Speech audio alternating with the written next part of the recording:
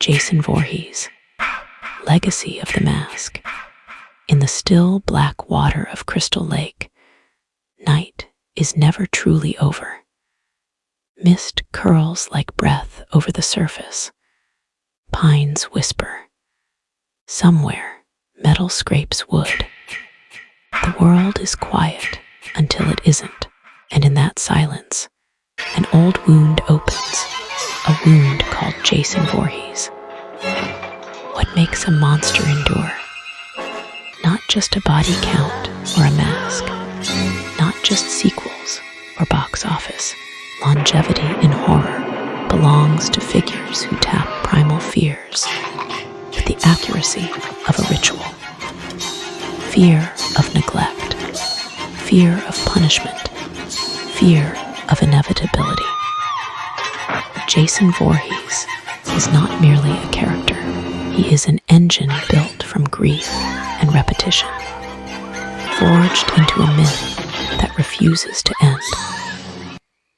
Tonight, we go under the surface to the drowned origin, the mask that became a symbol, the ritual of resurrection, and the cultural echo that made Jason Voorhees more than a slasher or going to the lake. There's a rule in horror. The story starts before the story begins. Jason's story starts with the one who loved him and could not save him, Pamela Voorhees. There is a camp. There are counselors. There is a boy who is different, mocked, left alone. There is water. In the first telling, he drowns while the people charged to protect him shirk their duty. And a mother's grief metastasizes into rage. In 1980, audiences meet that rage first. Pamela Voorhees becomes the hand of vengeance, punishing the careless with a fervor that is raw, intimate, and terrifying. We don't yet know Jason as the hulking shadow.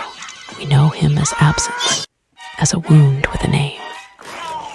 When that hand is severed, literally, her rage doesn't end. It changes shape. In one of the genre's most indelible final images, the lake returns its dead. A decomposed boy lunges from still water, dragging innocence down into nightmare. Whether dream or omen, the message is clear. Grief doesn't drown. It waits. And what returns is not a boy, but the possibility of a legend. Legends first wear cloth before they wear iconography. In the sequel, Jason crawls out of idea and into body. He's a presence, a figure in the woods, a shape watching cabins like a bad memory. He wears a burlap sack with one eye whole, crude, utilitarian, devoid of theatrics. This is a monster assembling itself. He's learning how to move, how to hunt, how to turn grief into punishment. He is not yet the symbol the world would come to recognize, but you can feel the shape hardening. The transformation is brutally simple. Add a mask. In the third telling, Jason takes a hockey mask, a piece of everyday gear turned talisman. It's not ornate or supernatural. It's practical, stained, and blank. The moment it descends, Jason is no longer just a man in the woods. He becomes a ritual. The hockey mask erases the face, strips away readable emotion, and makes every action feel inevitable. This is the crucial shift. Jason is not a villain who enjoys murder. He is a mechanism of consequence. Where there is neglect, where there is arrogance, where there is a failure to heed warning, Jason functions like gravity. Silence becomes his language. Unlike the showman who quips or taunts, Jason communicates through presence, through footsteps, through shadow, through the unsentimental efficiency of motion. Horror thrives on anticipation, and few figures generate more than a silent shape at the door. You hear him without hearing him. Floorboards budge, leaves crunch, a dock creaks. In that quiet, the brain starts writing its own fear. Jason doesn't need to speak because the environment speaks for him. He punishes transgression in ways that feel both archaic and modern. The choice of weapons is never baroque for the sake of spectacle. Machetes, axes, harpoons, even household tools, things a camp environment might produce. The theatricality comes not from the device, but from staging. He materializes in frames where comfort should be, appears at thresholds, doorways, windows, waterline, places designed to protect or transition. His kills often occur in liminal spaces, because that's where the myth works best. Coming of age, coming out of the water, entering the cabin, crossing the woods. Jason occupies the boundary and makes it a sentence. There's a morality at work, not moral in the sense of ethics, moral in the sense of archetype. The teenagers of these stories aren't just victims. They are symbols of youth's entitlement, energy, and risk. When Jason targets them, the narrative speaks to a cultural anxiety about freedom unchecked by responsibility. Drinking when vigilance is needed. Lust where caution is begged. Bravado in places that demand respect. Jason's violence is not a lecture. It is a consequence, cinematic and exaggerated, yet rooted in a primal human fear. Punishment for the moment you look away. He becomes the slasher titan of the 1980s, not because he is the cleverest or the funniest, but because he is the simplest and the most direct. He does what monsters have done since campfire stories first traveled from mouth to ear. He enforces a cosmic order under the guise of chaos. You step into forbidden woods, something emerges. You ignore the warning, a shape arrives. You disrespect the place. The place produces a guardian with a machete. But guardians can be killed. Bodies can be broken. And so the narrative devises a solution: resurrection. Jason's relationship to death is mechanical. Each demise is a function. Each return a ritual. Struck down, drowned again, burned, hung, shattered, electrified, he returns, because fear returns. In one of the genre's most knowing pivot points, lightning reanimates his corpse like a modern-day Frankenstein, a stylish acknowledgement that we are done with the merely human, and we accept the revenant. Now we have the boon and curse of supernatural permanence. Jason is the lake's will, given muscle. The eternal return is the heartbeat of his legend. The films teach us to expect it, turning his resurrections into mythic beats. We anticipate the way, we anticipate the sun after night, an old grave disturbed, a mask reclaimed, a body that shouldn't move, moving. Horror becomes ceremony. And because the ceremony repeats, it becomes secure. Audiences enter the story knowing the orbit. In that familiarity, a deeper fear rises, not shock, but dread. You know he's coming, you just don't know when. Crystal Lake is his cathedral. Geography, matters, pines, water, docks, cabins, mist. These are not just locations, they are components of a ritual architecture. The setting carries a memory of neglect, making every return feel earned. Even when the tale drifts to Manhattan, to space, to dream realms, the lake remains the myth's true center, an origin that insists on itself. The lake is the wound and the womb. It birthed him, and it keeps him. When icons meet, archetypes collide. A dream haunter with knives on his fingers trades jabs with a mute juggernaut in a film that understands the spectacle of contrast. One is wit and manipulation, weaponizing the psyche. The other is muscle and inevitability, weaponizing presence. Their battle crystallizes the appeal of Jason as the antidote to cleverness. He isn't cunning. He is purpose. He moves forward because forward is the only direction he has. In their clash, you see why silence can be louder than 1,000 taunts. It denies the opponent a narrative foothold. You cannot bargain with a ritual. Even parody cannot defang him.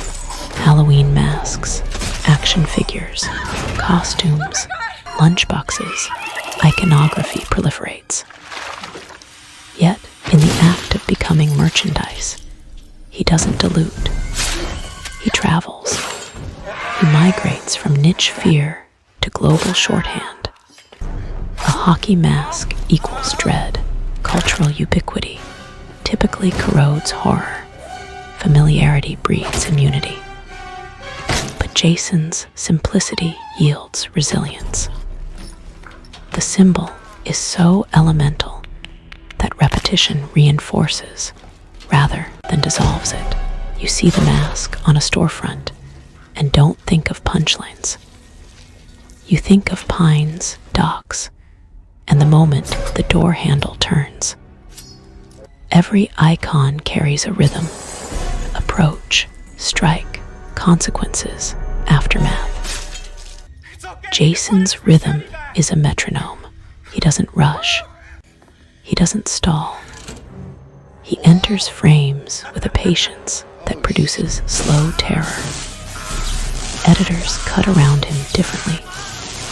Longer holds, wider shots that let you search the background, then compressions of time that snap intention into impact.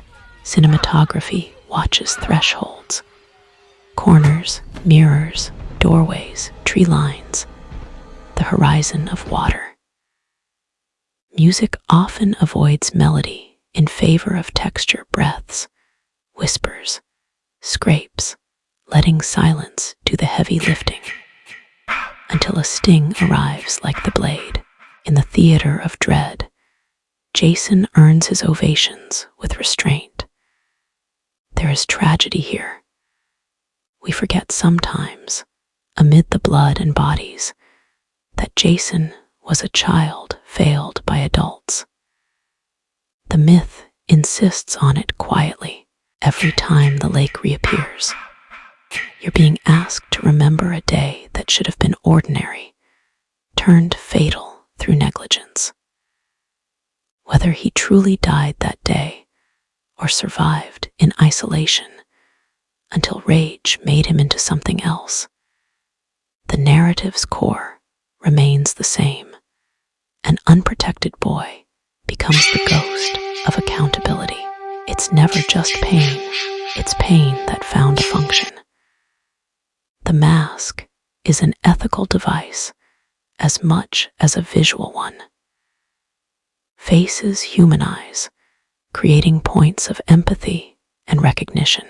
By erasing his face, The story erases the temptation to interpret emotion, making his actions feel purely mechanical.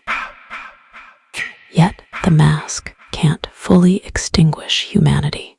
It hints at what's buried: the shape of a skull under plastic, the fog of breath on cold nights. When the mask cracks or comes off, glimpses of what he was flicker like lightning through fog, a reminder that behind ritual there was a person. The horror isn't that he's a demon. The horror is that he's a boy whose story calcified into punishment. Jason's silence offers filmmakers a canvas. Without dialogue, his character must be communicated through motion and composition. Posture conveys mood, slightly tilted head to observe, squared shoulders to impose. Speed indicates intent, deliberate approach for dread, sudden burst for shock. He's often filmed from below, granting him mass. Victims are filmed from above, stripping power. And then there's water, shot as mirror, as grave, as boundary. The lake is a character interacting with him, a mother, a tomb, a delivery system for legend. Audience complicity is part of the ritual. You yell at the screen when someone decides to explore a dark boathouse, or swims alone at night, or separates from the group to check something out. This is not just frustration, it's liturgy. Horror audiences know the rules. The joy and fear comes from watching them broken. Jason punishes rule-breaking with a clarity that makes viewers complicit in the moral architecture. You don't only fear the machete, you fear the moment you chose not to listen. The narrative also plays with cycles of authority. Counselors, sheriffs, parents, figures of protection appear and are neutralized, sometimes heroically, sometimes helplessly. The myth asserts that when institutions fail, something ancient fills the gap. Jason is not law, he is consequence. He doesn't restore justice, he enforces a colder equilibrium. The lake doesn't care for loopholes. It remembers time affects him differently than it affects us. Decades pass, trends shift, horror strategies evolve, meta-humor, prestige, dread, elevated trauma. But Jason's architecture endures because it predates trend. Fear of being hunted, of being watched, of being punished for trespass. The slasher's toolkit may modernize. The myth's core doesn't require modernization. He is the feeling you get when you realize the woods are quieter than they should be, when stories attempt reinvention, origins retold, motives adjusted, aesthetics retooled. The challenge is to keep the ritual while adjusting the costume. Audiences will accept variations if the inner engine stays true. A neglected origin, a mask that erases face, silence that enforces inevitability, resurrection that turns dread into pattern, a geography that feels like haunted memory. The more you deviate from these, the more the myth loosens its grip. The lake demands fidelity. There's a strange tenderness in some confrontations. Final girls who survive often do so with courage, intelligence, and respect for warning, qualities the ritual seems to acknowledge. Jason can be momentarily paused by decoys, that invoke memory. Someone wearing his mother's sweater. Invoking Pamela's voice. Proof that the monster contains a fracture that can be pressed. It doesn't redeem him, it explains him. The wound can be named, and naming it changes the scene, even if only for a moment. In horror, moments are lifelines. To understand Jason's cultural power, imagine an empty frame in a cabin. No sound, no movement. Then picture a door. You don't need music or dialogue. You only need to know that beyond that door is a threshold between safety and the outside, between light and woods. Adding Jason to that frame doesn't require choreography. It requires timing, the slow turn of a handle, the shadow that interrupts, the mask entering the rectangle of light. The fear is not in gore or invention. It is in interruption, safety interrupted, youth interrupted, negligence interrupted by consequence. He is not clever. He is not creative in the way trickster villains are. But creativity is not the point of dread. Predictability is its strength. Audiences know his pattern, and that knowledge allows directors to play jazz with expectation, hold the shot longer, make the footsteps softer, reverse the angle, let the audience build the scare, and then cut in the blade. In this contract, Jason is both performer and baton. He keeps the tempo. The lake's quiet tells you something larger. Horror does not require noise to be loud. Jason teaches restraint.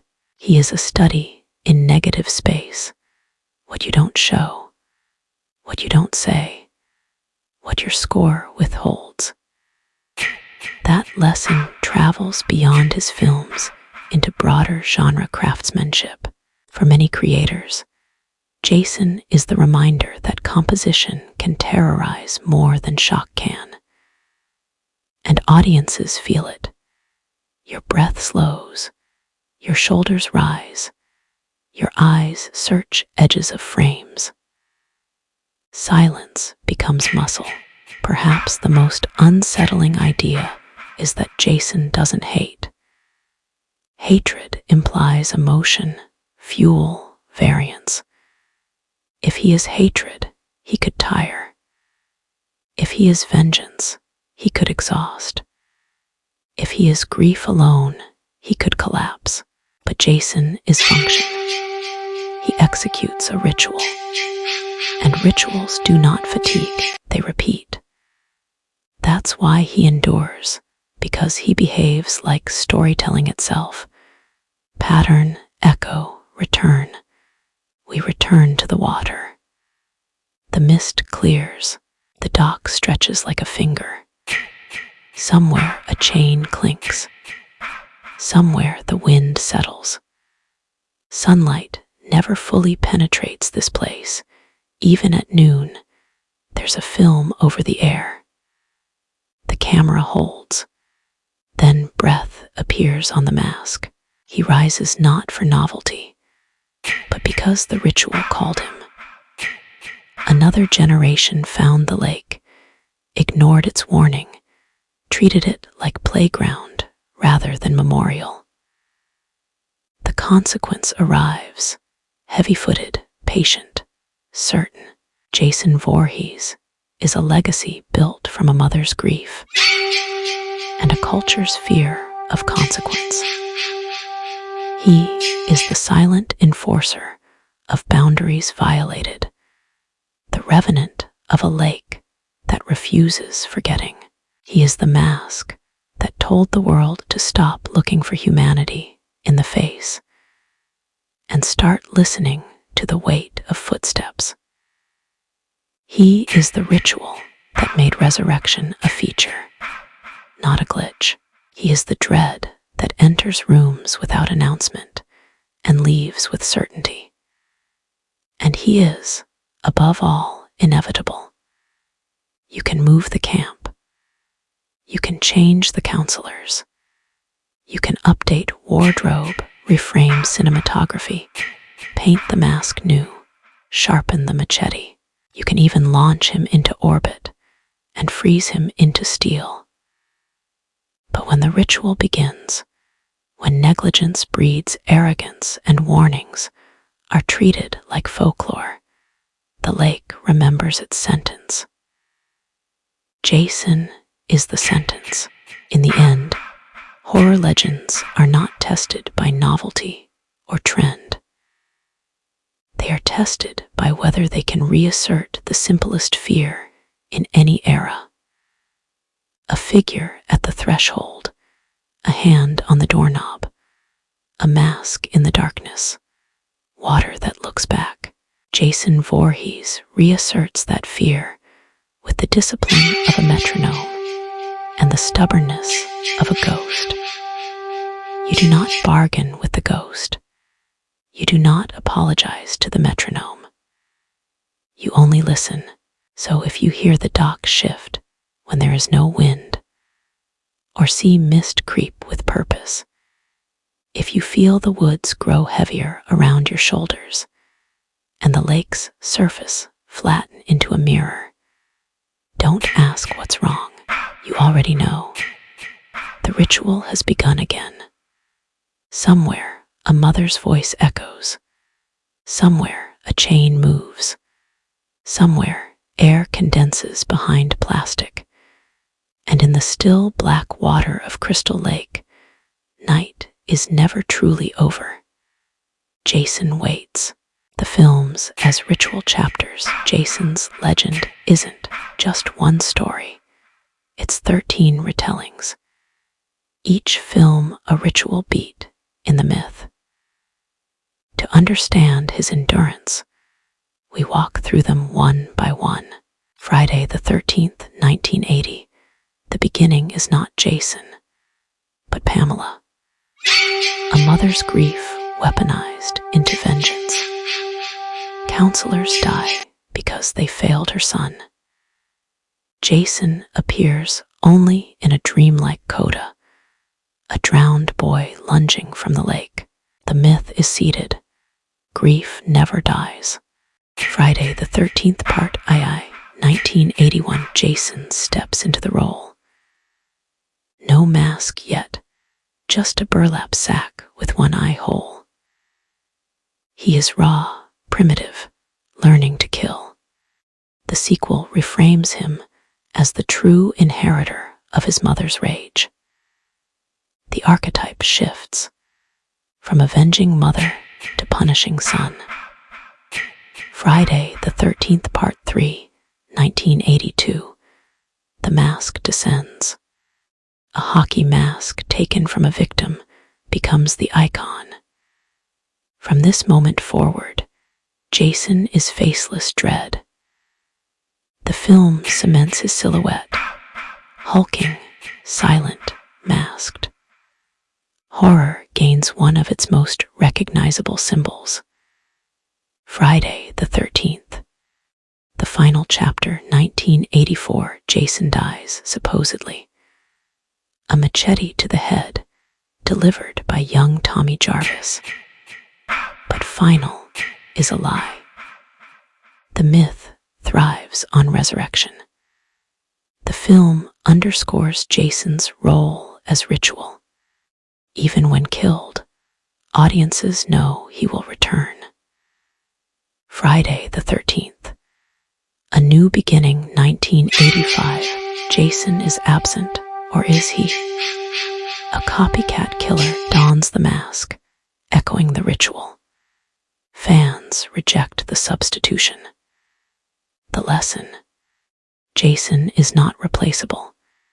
He is not just a costume, he is the myth itself.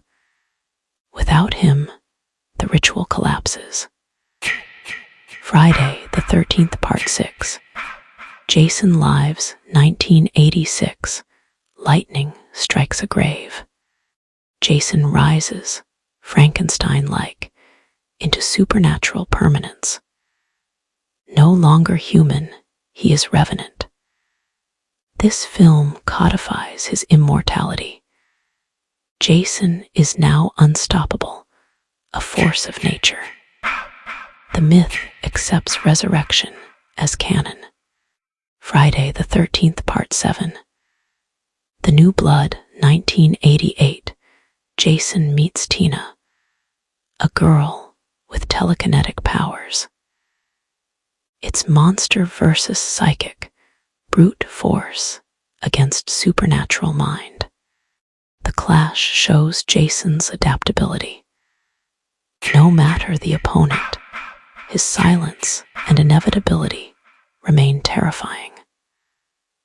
Friday the 13th, Part 8.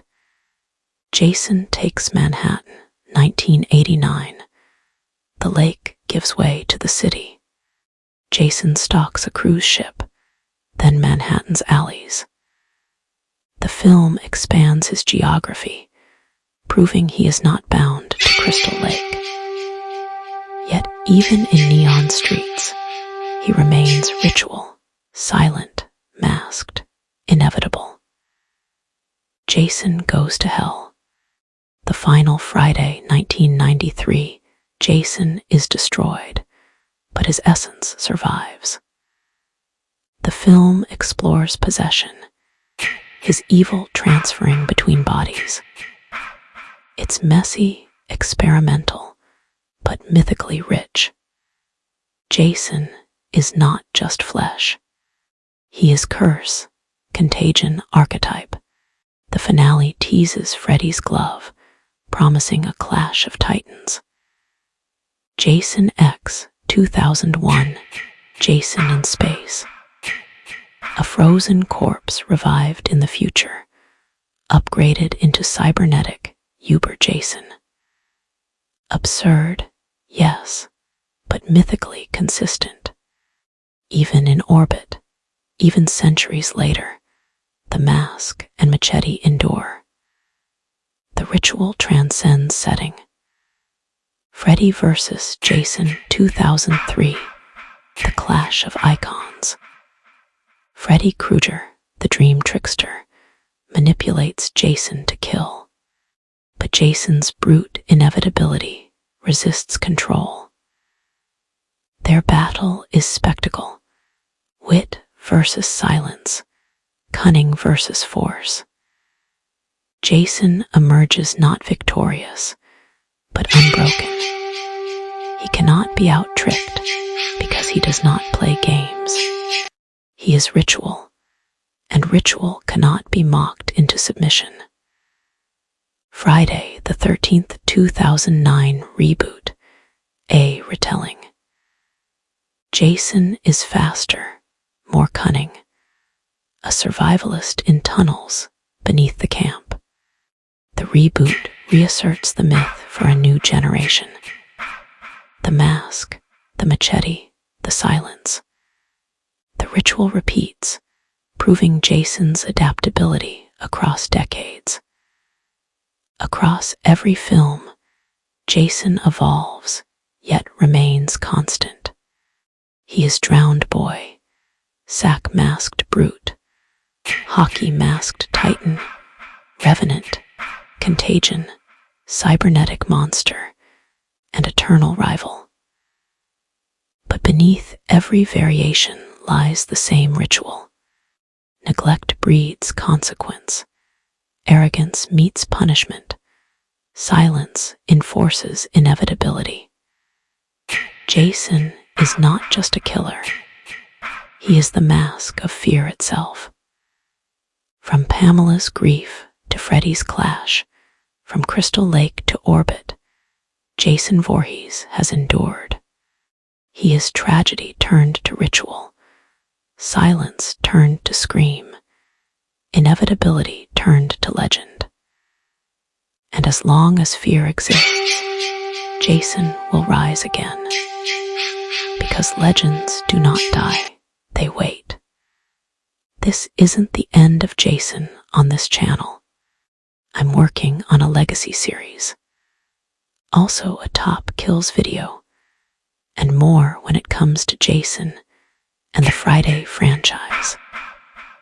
Also give this video a like if you enjoyed it, and subscribe so you don't miss more videos. And there's a lot in the plans, like a Freddy Krueger video and his own legacy series. I'm planning on making a Michael Myers legacy series. Also Leatherface, Chucky, and more are in future plans. Have a wicked day.